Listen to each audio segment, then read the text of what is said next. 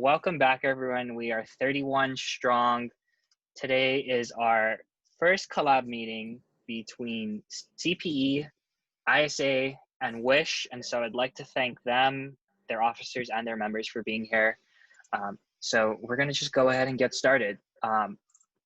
All the three officers, or the three presidents of each of the clubs, will be kind of like leading this presentation. So we just wanted to take our time to introduce ourselves. So hey everyone, my name is Kaylin. I am the president of Cal Poly Entrepreneurs, and I'm excited for today's collab.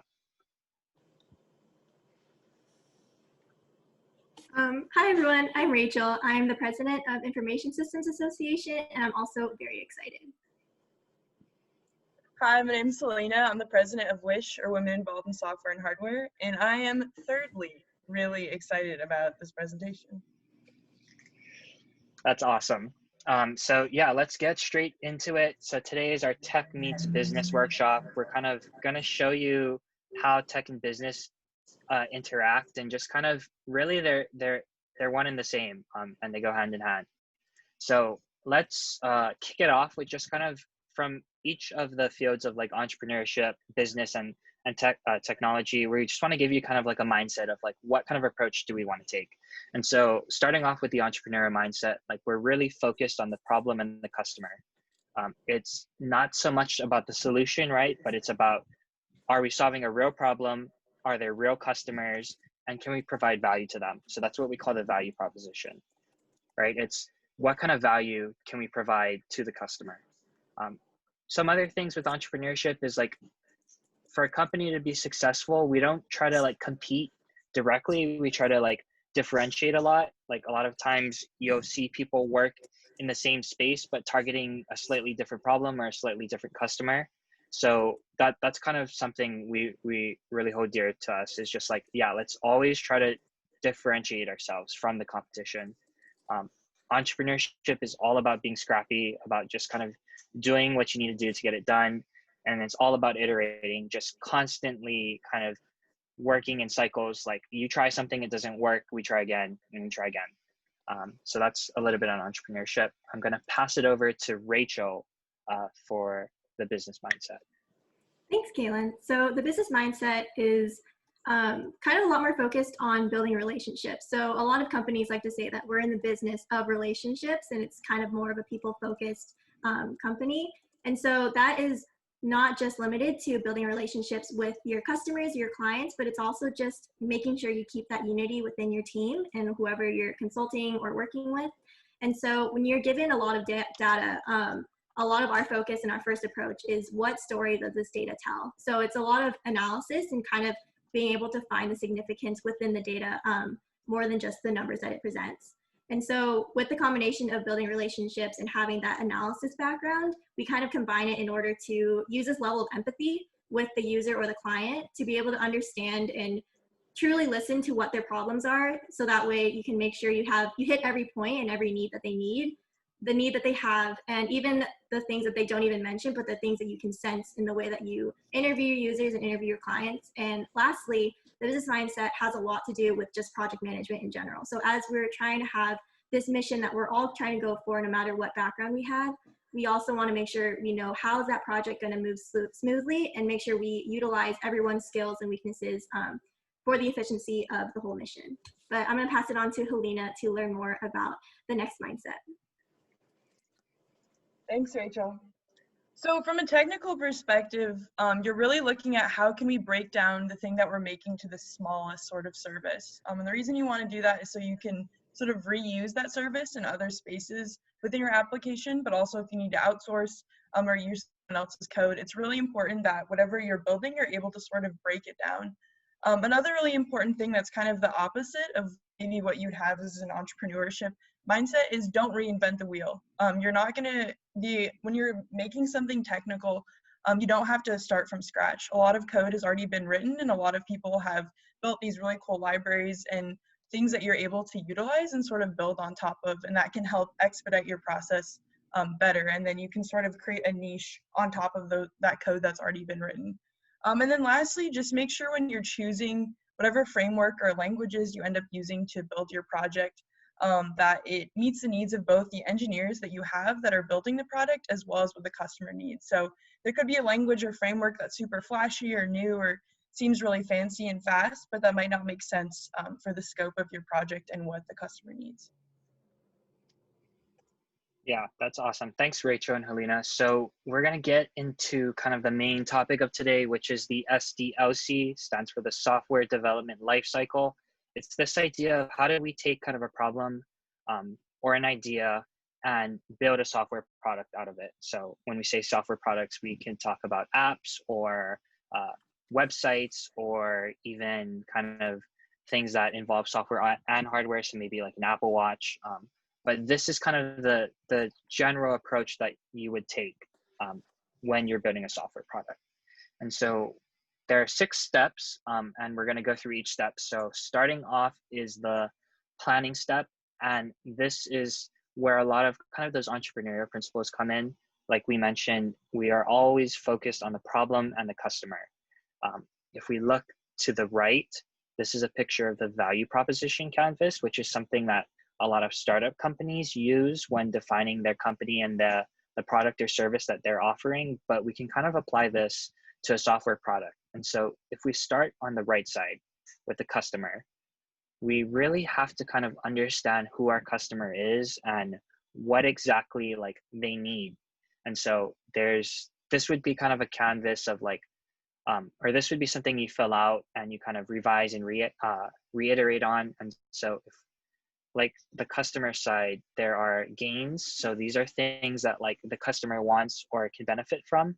So for example, if we are taking like Uber, for example, our customer might be someone who needs to get to work every day and doesn't want to take the bus or drive by themselves. So maybe their gains is like they want to get to work efficiently. They want to feel happy and less stressed. They want to be able to relax. From there, we kind of think about what are some pains that they have. They have to drive every morning to get to their job. They have to sit in a stinky, smelly taxi. And then we think about their job. So like they need to be able to get to work on time. They need to be able to work efficiently. And so once we have this kind of profile of who our customer is and what they're looking for, we can go ahead and move over to the left side and start identifying what the value that this app, so in this case, Uber, can provide. So, someone who was developing Uber was thinking maybe, our service or our app could relieve people's stress. Maybe we could provide them a gain by saving them time. And so it's just this idea in this planning phase of a software product, we really need to look at the problem, the customer, and what kind of value we can provide. The last thing I want to kind of point out is something called an MVP, which is a minimum viable product. And that's kind of what you consider as like your first prototype. Minimum viable, meaning like the most basic thing that can achieve that can provide value. So like, for example, like an example is if my product was like a bus, for example, what does a bus do? Transport people around. So maybe my minimum viable product would be me going to somewhere, picking someone up and carrying them on my back. And it sounds really like simple and rudimentary, but if we're trying to see if the value that we provide is useful, that's the most minimum basic thing that I can do to test do people want to be carried around, or do people like this approach? And then from there, we can consider like, maybe I should build a bus, right? And the idea is like, if I built a bus to start and no one wanted to ride the bus, then I wasted all of that money. So we always want to think about what's the minimum thing that we can do to test our hypotheses and to see like if this thing actually provides value. And so with that, that's kind of that first stage of planning. And I'm going to hand it over to Rachel for the second step on analyzing. Thanks. Okay, yeah. So now that you're kind of done with the planning phase, now it's time to start basically the blueprint of it within the analyze phase. And so that starts with building your requirements, which is pretty broad, but also pretty self-explanatory of your requirements being what do you need of the system in order to help the business, help the users, and help the like software in general. So that can be broken down into business requirements, user requirements, functional requirements, non-functional requirements, and system requirements. So it's going to result in a lot of pages of a lot of lines of what the user needs to do in order for the software to be helpful and address all the problems in the value proposition that we addressed in the planning phase. And so even touching upon when Kaylin mentioned about the MVP with the minimum viable product, it also plays into finding what are your nice to haves versus your must haves. And so nice to haves are basically those features that you can save for the next iteration. So when you're trying to focus on the main one, for example, pulling into the example Uber again. So Uber, when they first started, they didn't have Uber Pool yet. That would be more of a nice to have, of being able to have that carpool feature. So instead they focused on the minimum viable product with their first iterations by just offering the ability to have a driver pick up a user. And so in order to kind of more clarify the nice to haves versus the must haves and focus on the must haves, developers tend, and just like the team in general, start to create use cases. And so as you can see on the image here, it's kind of an example, but to bring it back to Uber, it would be as if you would put like an actor or like one of those little stick figure guys as a driver or a user. And so a user would find a location or try to find a driver, and then the driver would find a way, you'd need to find a way for the driver to select that customer and be like, oh, I can pick this person up. And so then you have to figure out how is that system going to work so then that kind of communication can flow smoothly. And then as you're trying to set up the blueprints of this system, that's also when you can implement the Agile Scrum framework. And so if you haven't heard of that before, Agile is essentially kind of like a project management methodology, and it's kind of in the word, Agile is quick. And so what that means is that this sort of process is allowing the software to be built very iteratively and incrementally. So then it's not just like we're going to build everything and then finish and then see what went wrong. You're going to keep checking and seeing what can we do differently, what can we do to improve on what we're creating at this moment for the next time and the next time and the next time. So it's a lot of more continuous planning and continuous testing, therefore continuous integration. And then Scrum, we will touch upon a little bit more as you get further into the life cycle. But just to kind of introduce it to you all, it's sort of a type of Agile framework that is more lightweight in that it quickly adapts to the environment and meets the business goals as the business goals continue to change as you continue to research. And so that means you're introducing different roles such as the product owner, the development team, and the Scrum Master. And so the product owner is the person who basically knows what exactly is the product that like wants to be built. And so they're more responsible for managing the product backlog. The development team are basically the developers, pretty self-explanatory. And the Scrum Master is kind of the coach to make sure that the development team is running smoothly and to make sure that they're able to better clarify what the product owner wants in the goals that are created for each sprint for like 2-week intervals, which we'll get into more later again. But now that you all kind of have a better sense of what the analyze phase is, then you're ready to move on to the design phase, which Helena will touch on. Thanks, Rachel.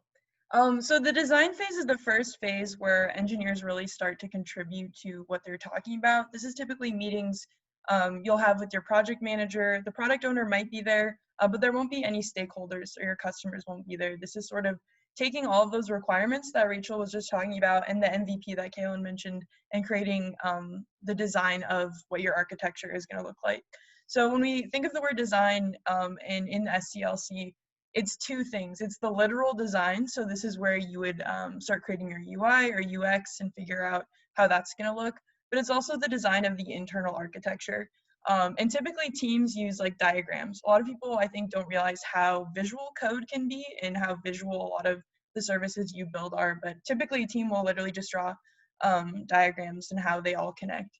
And so a lot of those requirements that Rachel was talking about can be broken down into these user stories, which are essentially tasks that engineers will eventually have to complete. And it's really important for the business side to be in these meetings because they tend to have had those conversations with the customer and can help make the stories really like empathy and customer focused. And this is also where you kind of are able to figure out how long it will take to have that first release. And so, for example, like a requirement for Uber, like they would want their customer to be able to see the time of how far away the driver is. And so that would be a really great story that an engineer could then like build off of how they would do. This is also where you decide whatever tech stack you're using. So, and that's really important because you might need to like talk to other teams that are using that tech stack or to get approved by people. But the most important thing that happens is this idea of microservices and APIs. Both of these are huge buzzwords in tech. They're used all the time in a bunch of different services. Microservices are like small services, micro plus service, pretty good word. And then an API is an application interface. And so with the example of Uber, again, Uber is super condensed into different services if you think about it. And a really easy way is how fast they were able to create Uber Eats after they created Uber. So the idea of a microservice isn't that they just like copied and pasted the same code they wrote. They actually just use the same running service and have two different front ends connect to that database. Another example that could be used with Uber as well is they use a lot of like car tracking data, if you think about that. So like where cars are driving, how long it takes for them to get to a certain place, and a lot of communication through text message. And so they're able to use those APIs and give them to other companies who are also trying to do similar things. So if you think about self-driving cars, could use a lot of this software that Uber uses. And so as long as they keep that software really condensed, they're able to sort of share that knowledge with the rest of the tech community. So after you have a design, now it's finally the time to code, the best part, and I'll let Rachel take over. Thanks. Yeah, so implementation, the phase is basically the shortest part of the cycle, surprisingly enough. Even I thought it was going to be the longest part of the cycle. But so as it's pretty self-explanatory, implementation, the phase itself is also known as the build phase. And so you are essentially just building the app from there, or the software from there. So in terms of the business perspective, so coding is going to be kind of the what of what you're doing, and then the project management part is kind of the how you're going to code. And so that's where Scrum comes back in. You thought you could get away from it, but it's back. And so Scrum essentially is focused on sprints. And so sprints are 2-week intervals usually for developers to kind of work on their stuff and then come back and review it with the whole team. And so there are 4 different events, if I believe, yeah, 4 different events that are pretty significant within the Scrum process. And those are sprint planning, daily Scrum, sprint review, and sprint retrospective. And so sprint planning is basically coming together and figuring out what is the work that has to be done. So for example, with Uber, like, oh, someone has to work on the map so they can show where the cars are going, so then the user can see like who is going to be nearby and who could be able to pick them up.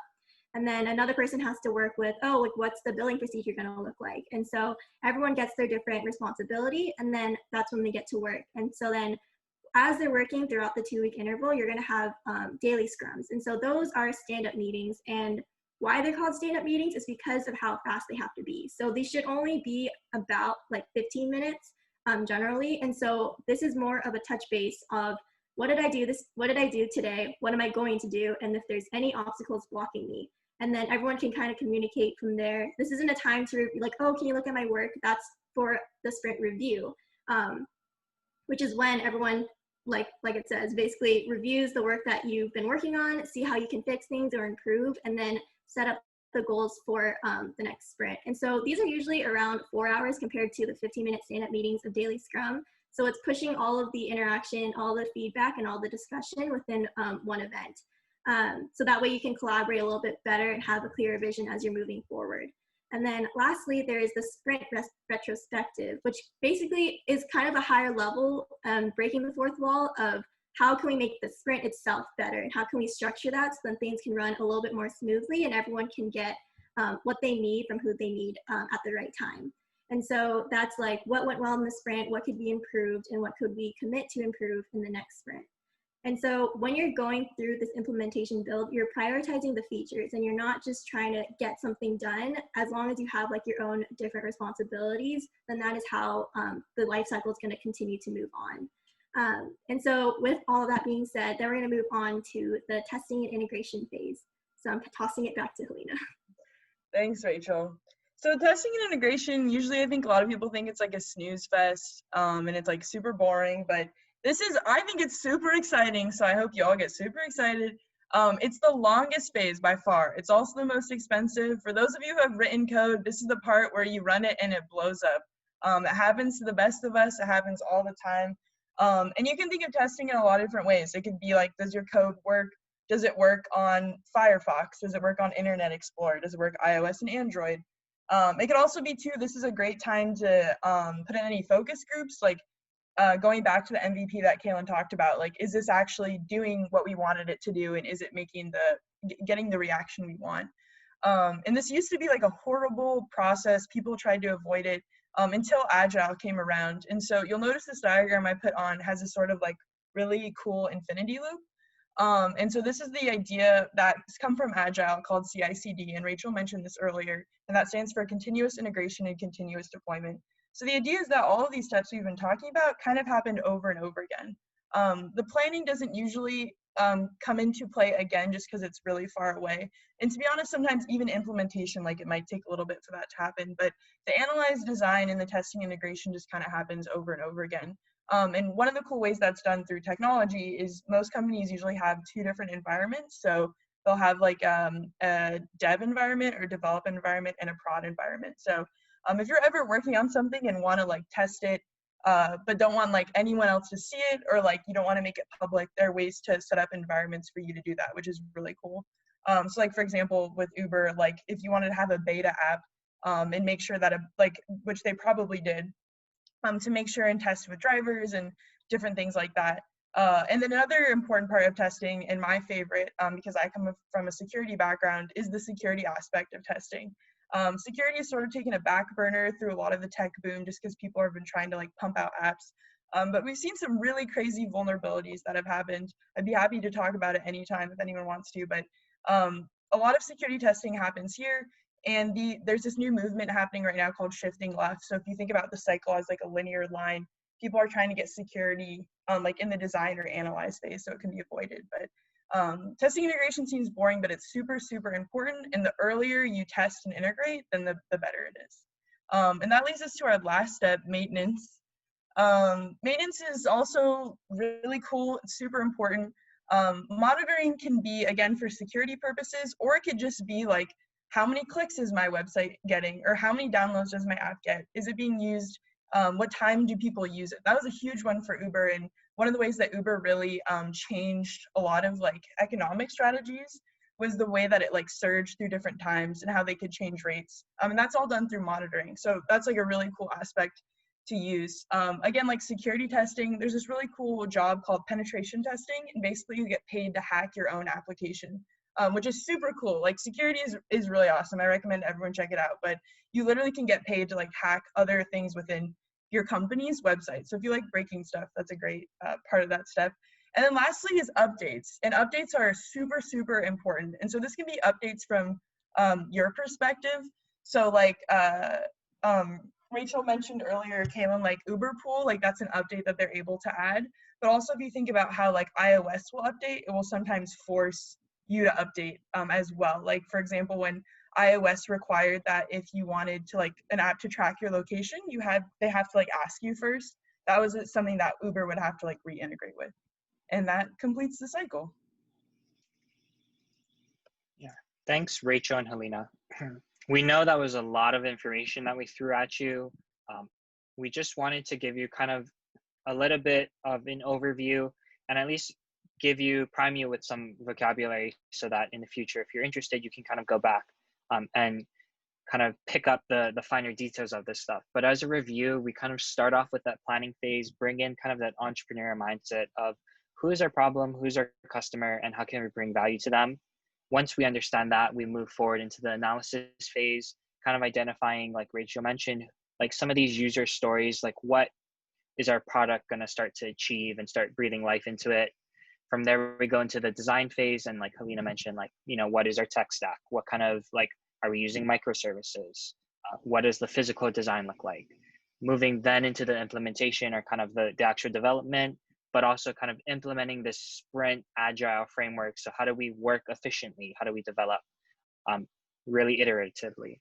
And then following it up lastly with testing and maintenance. So just making sure our application is soundproof, everything works well, and making sure we're keeping tabs on it. So moving on, we wanted to just kind of talk from all of our three perspectives about kind of what the tech and business industry kind of holds, and kind of just some things to keep in mind, because it really is a really demanding, and it can be a really kind of scary industry to jump into. So the first thing that's really important is that you could get involved anywhere regardless of your experience and skills. So like we mentioned, this software development life cycle is 6 steps long, and there's so many areas in each step. And so whether you come from a technical background or a business background, you can kind of dive into whatever area you want to. Like, as you can see, like in the development and the testing phase, like maybe only like 25 to 50% of that is actually like technical. Like there's a lot of business and management and kind of the whole testing ideas that come into play there. And so that's something to keep in mind. Like a lot of times people will try to pin you into these roles of like, you are a software developer, or you should be a coder because you're in this step of this cycle. But really, like having any experience is something that you can leverage. Yeah, and even Pass just it over to echoing. Rachel. Oh yeah, thank you. I think just even echoing after that, I know it sounds a little bit aggressive, but I really believe that you should know your value before someone determines it for you.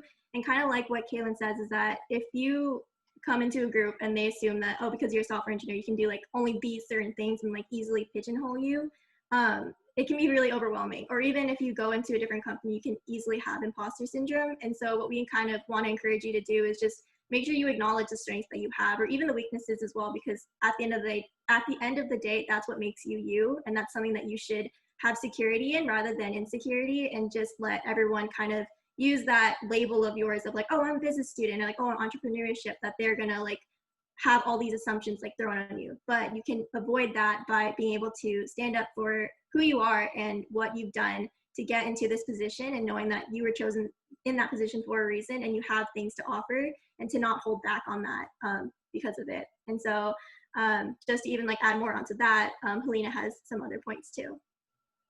Yeah, these last two go together really well, and this is something that Kaylin and Rachel and I talked about a lot, but your background should be a bridge, not a barrier, right? Like the reason that tech and entrepreneurs in tech have been successful is when they think of new ideas. And so just know, if you're coming in, especially from a non-technical perspective, I hear a lot people in industry who didn't, maybe it's even like didn't get a degree in computer science, or just came from a completely different background than a lot of traditional software engineers, will often say things like, well, I don't really know how tech works, or this isn't really my place, or I don't know how to code. And I really hope that from watching this presentation, like coding is not a huge part of this process.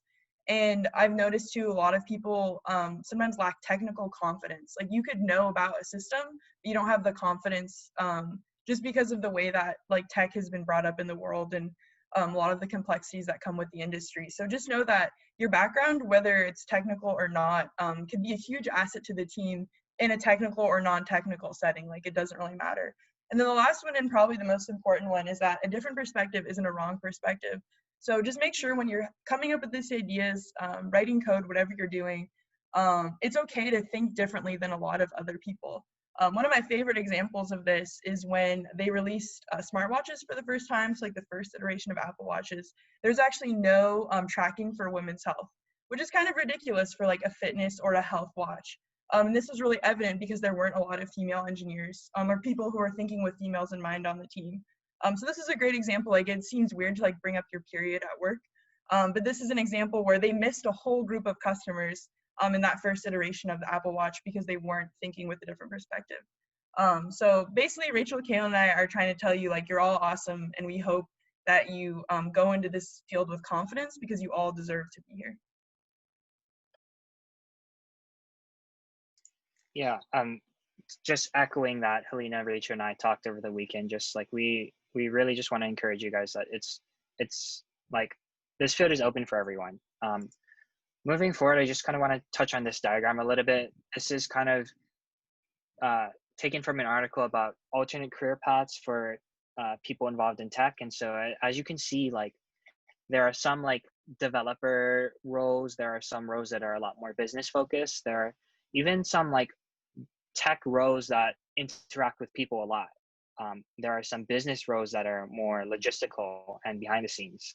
So really the power is yours on what job you want to do and kind of where you see yourself fitting in. But that's enough of us talking. Let's get into a quick workshop. what we're going to do is put you guys into some breakout rooms.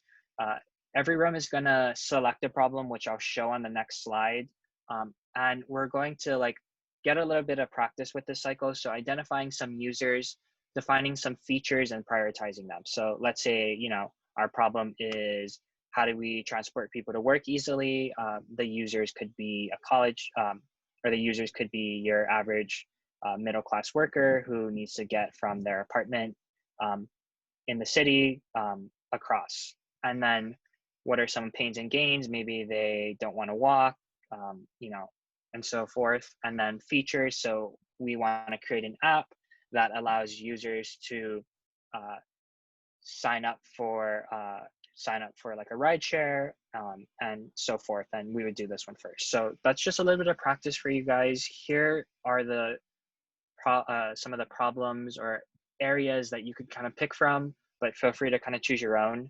We're going to put one officer, at least one officer in each room. So they'll kind of be there to help you and guide you along. Sorry to pull you guys all back. I know someone's going to yell at me, but it's me. We're almost out of time. I'm the one yelling. Whatever. Everyone on three, say something. Come on. Oh boy. Okay. Let's wrap this up really quick. The officers will kind of stay behind to field some more questions, and I will happily open up these rooms again if you guys want to kind of continue discussion, get to know each other. But back to Armand, go for it. Okay, real quick, just before we continue, a little like putting pieces together for like people who've come out to our meetings before, because that's what we like to do at CPE. This is a journey, not just like individual pieces. What my group did while we were thinking of all these ideas for features, it's important for ideation to start big and then narrow down. That way you can get, like, you're not limiting your ideas and you get a lot more on paper, and you'll realize that, you know, you've produced a lot more interesting creative ideas than you would have if you just thought like the more simple stuff from the get-go. Anyway, so continuing on, check out our CalPoint Entrepreneurial Toolkit and the workbook, which is sent out every week.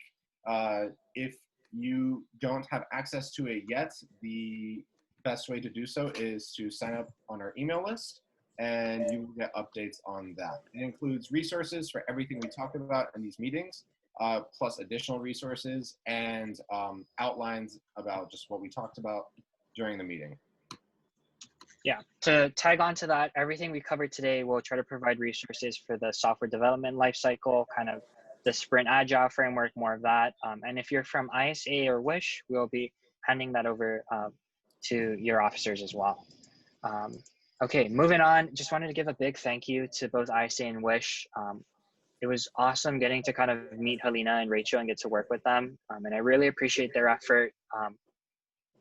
Like let your respective club know how you think this workshop went. If you guys really enjoyed it, like we you know, we can do some more workshops together. We can do some even networking sessions. Like if you enjoyed the people you're talking with in your group, this isn't just like a one-time only collab. So this is just kind of the start. I also wanted to provide both of their Instagram and Facebook platforms and their websites. If you're interested in kind of following them and hearing what they do, like ISA is a lot more focused kind of on the business and product management side, and WISH talks a lot about, talks more in detail about technical concepts. So ideally join all three of our clubs and you'll be set to go in the tech and business industry. Anything you guys want to say, Rachel and Helena, real quick? I don't know where Helena is. We can't see her, but I do want to thank you for even just letting Helena and I on and just letting us infiltrate your club essentially and be able to share our thoughts. It was really, really fun, and I can't wait to do it again. Yeah, thanks, Kaylin, and thanks, CPE, and everyone was really cool. So you have a really cool club. Thank you guys, appreciate it. Just as another announcement, we have a speaker next week. Sophie, I'm just going to talk about this really quickly. We have a speaker. Go ahead. Oh, I'm sorry, not next week, but October 22nd. If you're interested, put your name in the chat, and we'll go ahead and like sign you up for that. Name and email. This is a Cal Poly alum who's founded a company So really interesting speaker there. Moving on, next meeting, Armand. Yep. So next meeting is a little bit of a mystery, but it is planned. It's not just us covering up for not having anything planned. It's a mystery for you all. We are having guest speakers, and it's going to be more like discussion and opportunity for you guys to meet other really cool people. Those really cool people who are the mystery. So yeah, show out. It's going to be awesome. I'm very excited, and that's all I gotta say about week 6. But definitely show out. Yeah, there might be some hints on the page right now, but we're moving on.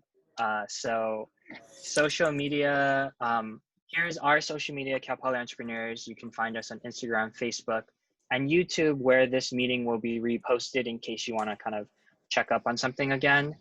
We also have a Slack workspace, and lastly, a website where you can sign up for our mailing list to get more amazing content like this. And with that, have a great week, guys. Thank you so much. I know this was really rushed. Again, appreciate Wish and ISA for coming out. We will hang out here to kind of answer some more questions. If you just want to network and talk to us, we'll be here. But otherwise, have a great week. Thanks to Alina and Rachel again. Thank you, ISA, and thank you, Wish.